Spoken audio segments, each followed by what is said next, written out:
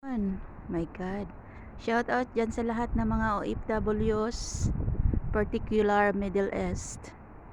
Ito ang buhay natin sa rooftop. Rooftop lang ang peg.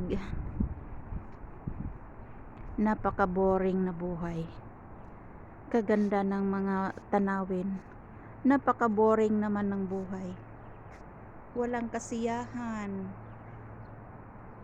Ganda ng panahon ngayon. Hello baby, mga ibon. Hindi na, ayaw na kasing palagyan ng pagkain dito sa sa ibabaw kasi madumi daw. Daming alam ng kaartihan eh. Hello baby. Ay, may sakit yata to. Hello baby. Na ano ka tuloy? Nauntog. Hello. Parang baby pa siya. Kaka-practice pa niya. Mary. Ang ibon Mary nauntog. Hello. Sorry, di ka namin mabigyan ng pagkain. Saan na ba yun? May isa pang lumipad eh. Dito tayo sa kabila. Walang magawa eh. Paplansya lang tayo ngayon. I'm never gonna fall in love. Ayaw na kasi nila magpalagay dito ng pagkain. Kung maglagay lang ng mga tira-tirang bahaw eh, ang daming dumadagsa na mga kalapati. Dito yun dati namin nilalagay. Ayaw na palagyan kay madumi daw. Lintik na. Lahat naman ng sa mundo ay madumi. Yung kaartihan ng mga taong ito eh. Kala mo eh kung mamatay eh di kainin ng ng bulate. Kung makaasta sobrang linis kay linis Mariusip. Lahat naman ng ng tao ay madumi.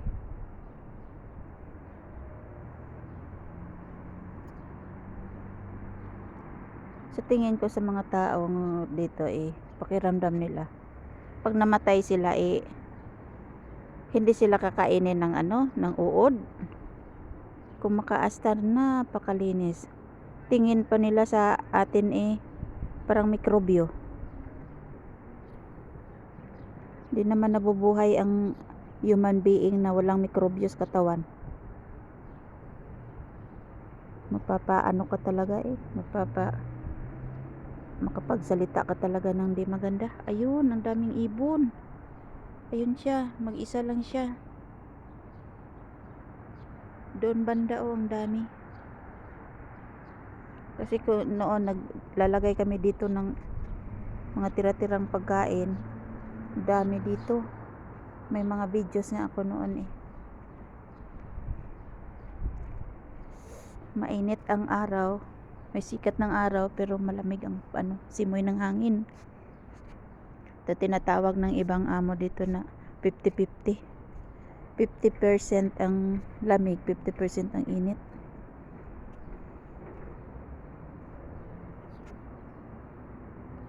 Happy Friday, Middle East. Happy Friday, everyone. Sarap sana maggala.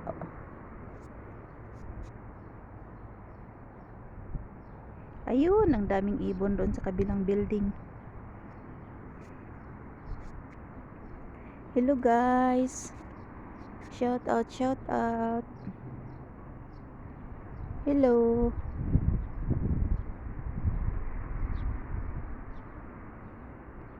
Ang layo ng buhay dito, ang layo sa Pilipinas. Ngayong oras nako. Bumabaha ng tao sa labas. Dito iwan. Nakamukmuk. Ang cute ng sasakyan oh. Ang cute.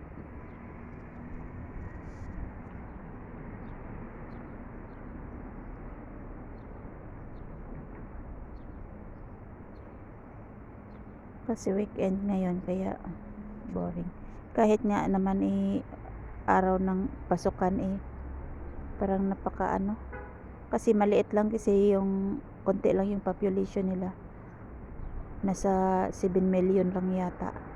Tapos ang mga dayuhan pa niyan ang madami. Ang balita ko yung ibang lahi nasa halos kalahati din ng population dito. Kaya konti lang talaga sila. Unlike sa Pilipinas na nako, Mariusip, 110 million ang botante, ang voters. Hindi pa kasama doon ang mga matatanda na hindi na makagalaw, mga bata, mga estudyante. Hindi pa kasama doon. Kaya Pilipinas overpopulation din. Kaya masaya kahit overpopulation, masaya sa Pilipinas. I love Philippines. Bye guys, I love you all. Much love around the world. Bye.